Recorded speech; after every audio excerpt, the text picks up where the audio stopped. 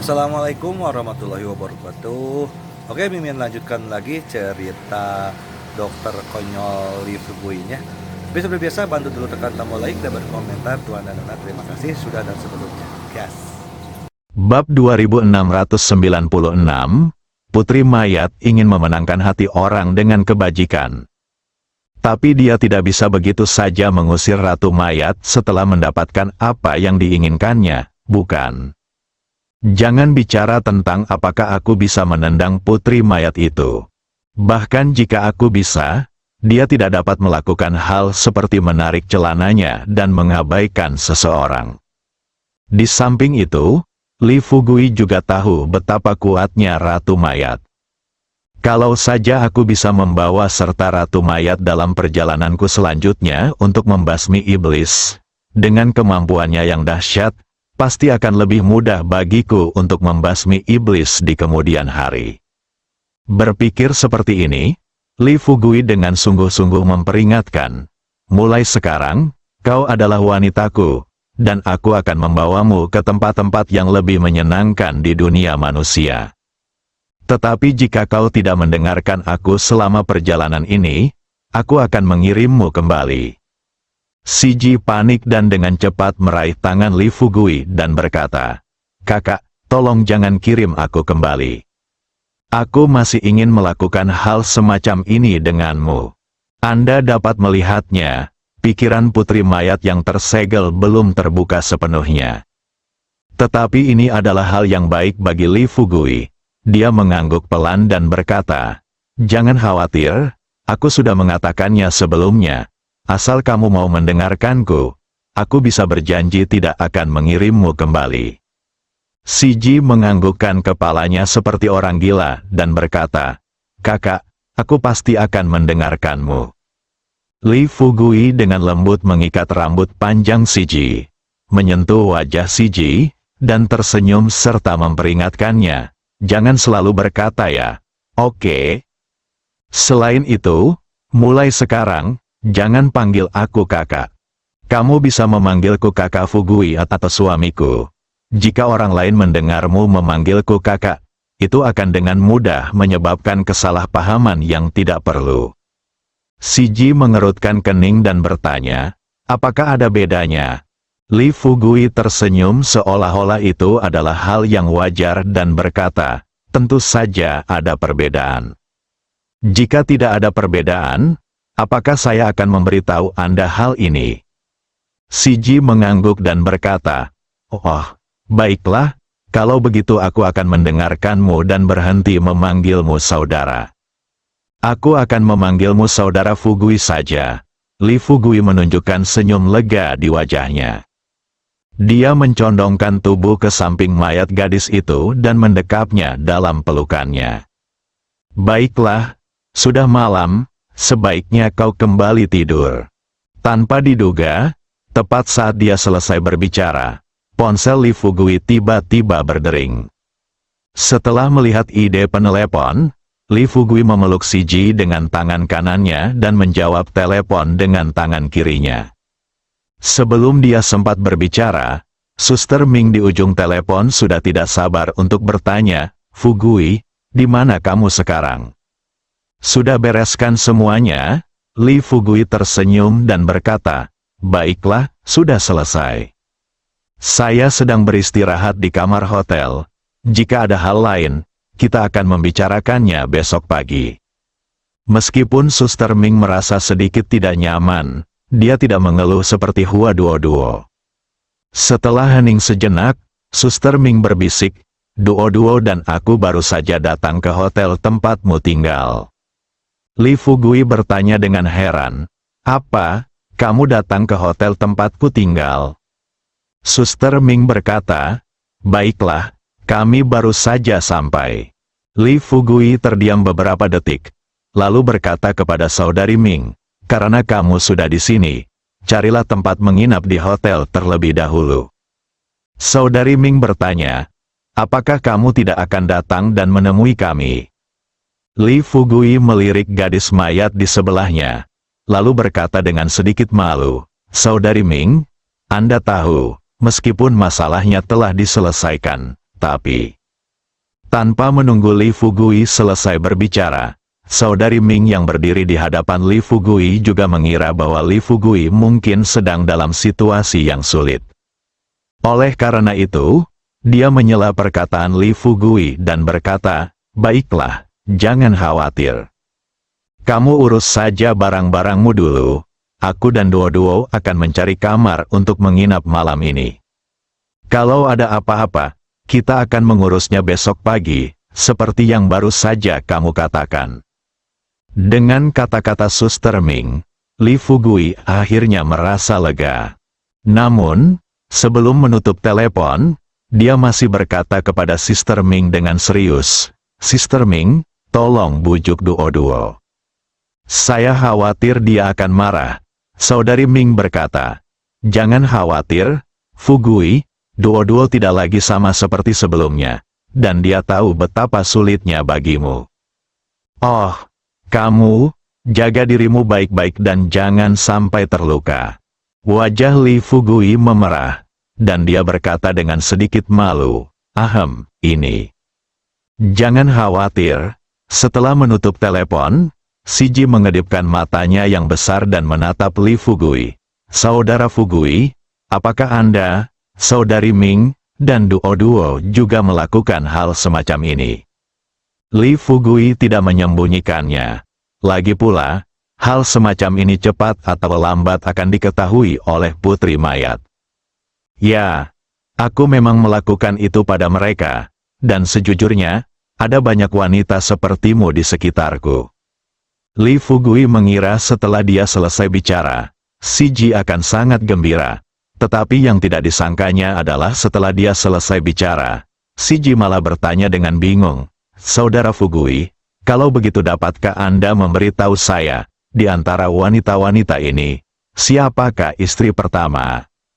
Setelah mendengar kata istri pertama, Li Fugui tercengang. "Ya, dengan begitu banyak wanita di sekelilingku, siapa istri pertama?" Tampaknya, gadis-gadis di sekitarnya selalu diperlakukan setara, bukan? Memikirkan hal ini, Li Fugui menggelengkan kepalanya dan berkata, "Aku benar-benar tidak tahu bagaimana menjawab pertanyaanmu." "Istri pertama? Baiklah. Mengenai istri pertama, aku tidak tahu siapa dia, tetapi aku tahu kakak perempuan tertua." Meskipun Li Fugui dan Siji telah bersama, pikiran mereka jelas tidak selaras. Untungnya, Siji cerdas. Dia mengira kalau kakak perempuan tertua yang disebutkan Li Fugui kemungkinan besar sama dengan istri pertama yang disebutkannya. Jadi dia bertanya, "Kalau begitu, bisakah kamu memberitahuku siapa kakak perempuan tertua?" Li Fugui berkata sambil tersenyum, "Saya kenal kakak perempuan itu, dia adalah Li Xiuling." Siji berpikir sejenak, lalu menggambar lingkaran kecil di dada Li Fugui dengan jarinya, lalu bertanya dengan santai, "Apakah kakak tertua cantik?" Li Fugui berkata tanpa ragu, "Coba tebak, apa kau perlu bertanya?" "Haha, tidak ada wanita di sekitarku, termasuk kau, yang jelek." Mereka semua sangat cantik. Ketika mengatakan ini, Li Fugui sendiri merasa sedikit tidak tahu malu. Namun, tak tahu malu tetaplah tak tahu malu. Dia cukup bangga dengan hal semacam ini. Pada saat ini, Siji dengan lembut mencubit daging lembut di pinggang Li Fugui. Kamu jahat sekali. Kalau aku tahu kamu punya begitu banyak wanita di sekitarmu, aku tidak akan bersamamu." Li Fugui mencubit dagu Siji dengan dua jari dan bertanya, "Jadi, kamu menyesalinya?" Siji memutar bola matanya dengan jenaka kepada Li Fugui, "Siapa bilang aku menyesalinya? Aku hanya ingin memberitahumu sebelumnya bahwa setelah aku bertemu wanita sepertimu, aku akan berusaha keras untuk menjadi kakak perempuan tertua." Hati Li Fugui menegang. Dia hendak membuka mulutnya untuk memberi instruksi pada Putri Mayat.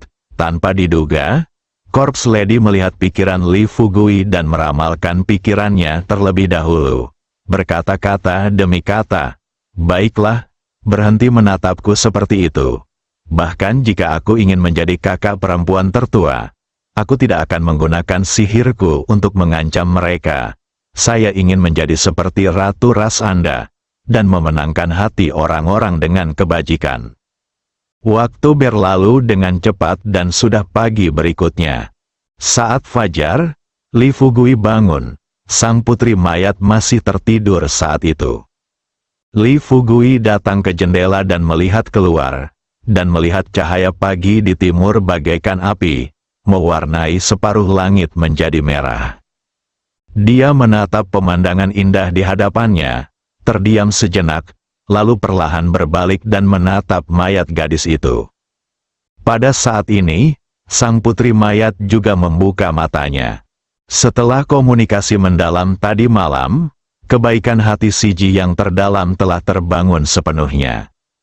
Pada saat yang sama, dia benar-benar merasakan kegembiraan menjadi seorang wanita.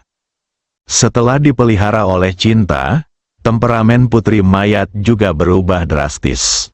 Melihat Li Fugui menatapnya dengan penuh cinta, si Ji malah memperlihatkan ekspresi malu-malu di wajahnya, dan bertanya pada Li Fugui dengan rasa ingin tahu, "Kakak Fugui, mengapa kamu menatapku seperti itu?"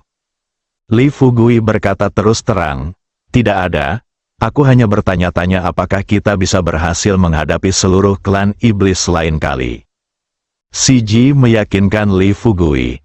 Dia terkekeh dan berkata, "Saudara Fugui, jangan khawatir. Dengan bantuanku, kita pasti akan dapat mengalahkan suku iblis itu segera." Li Fugui tersenyum dan berkata, "Bagaimana kalau begini? Cepat pakai pakaianmu, kita akan bertemu Suster Ming dan yang lainnya nanti." Berbicara tentang ini, Li Fugui teringat satu hal lagi. Dia berkata kepada si Ji dengan serius, "Oh, saudari si Ji, ada satu hal lagi yang harus kamu ingat." Si Ji perlahan berdiri dan bertanya pada Li Fugui sambil mengenakan pakaiannya, "Kakak Fugui, apakah ada hal lainnya?" Li Fugui berkata terus terang, "Nanti kalau kamu ketemu Hua Duo dan saudari Ming, kamu tidak boleh terus bersikap keras kepala. Mengerti? Selain itu, kamu harus menempelkan jenggot Tuan Seng yang di dagu Hua Duo. Setelah kita meninggalkan kota ini, kamu harus menempelkan kembali jenggot Tuan Seng Yang." Si Ji terkekeh dan berkata, "Baiklah, saudara Fugui, aku akan mendengarkanmu." Sebentar, Li Fugui bertemu dengan Hua Duo dan Sister Ming. Hua Duo mengenakan kerudung di kepalanya, menutupi wajahnya. Setelah melihat Ratu Mayat, Hua Duo berubah dari sikapnya yang biasanya berlidah tajam dan malah bersembunyi di belakang Suster Ming. Si Ji menatap Hua Duo dan Sister Ming, lalu berkata langsung ke intinya, "Aku tidur dengan Brother Fugui tadi malam. Seperti kamu, aku juga wanita Brother Fugui. Mulai sekarang, selama kamu tidak mempersulitku dan memanggilku kakak, aku akan melindungimu." Semua orang yang hadir tercengang. Hua Duo dan saudari Ming saling berpandangan. Suster Ming kembali menatap Li Fugui. Li Fugui menunjukkan ekspresi agak canggung di wajahnya. Dia tersenyum dan berkata, "Haha, putri mayat mungkin agak terlalu lugas." Saudari Ming dan Hua Duo sebenarnya telah mengetahui hal itu sejak lama. Mereka tahu bahwa hal semacam ini tidak dapat dihindari sama sekali. Mengenai fakta bahwa putri mayat meminta mereka memanggilnya kakak, meskipun Mingji dan Hua Duo merasa sedikit tidak nyaman tentang hal itu, mereka berpikir bahwa putri mayat bagaimanapun juga adalah ratu dari klan iblis dan akan memainkan peran penting dalam berurusan dengan klan iblis di masa mendatang. Jadi mereka hanya bisa mengesampingkan ketidaksenangan mereka untuk saat ini. Tetapi, mereka juga tahu bahwa setelah suku iblis itu ditangkap, begitu putri mayat dan Li Fugui sudah menjalin hubungan yang dalam, atau jika kekuatan mereka meningkat pesat dengan mengikuti Fugui, maka mereka bisa memberi pelajaran pada gadis kecil putri mayat ini kapan saja. Dengan ide ini dalam pikiran, saat Sister Ming dan Hua Duo hendak maju dan memanggil si Ji, saudari. Tetapi Li Fugui melihat keluhan di hati Hua Duo dan saudari Ming. Demi mencegah kedua gadis itu kecewa padanya dan merasa sedih, setelah berpikir sejenak, Li Fugui melangkah maju dengan tegas dan menghalangi Hua Duo dan Ming Jie. Kemudian dia menatap si Ji di depannya dan berkata kata demi kata, "Kakak si Ji, ada satu hal yang belum kukatakan padamu sebelumnya. Gadis-gadis ini diatur berdasarkan urutan siapa yang datang pertama, akan dilayani pertama. Tak peduli berapapun usia mereka, atau betapapun terhormatnya status mereka, orang pertama yang berhubungan denganku selalu saudara-saudariku."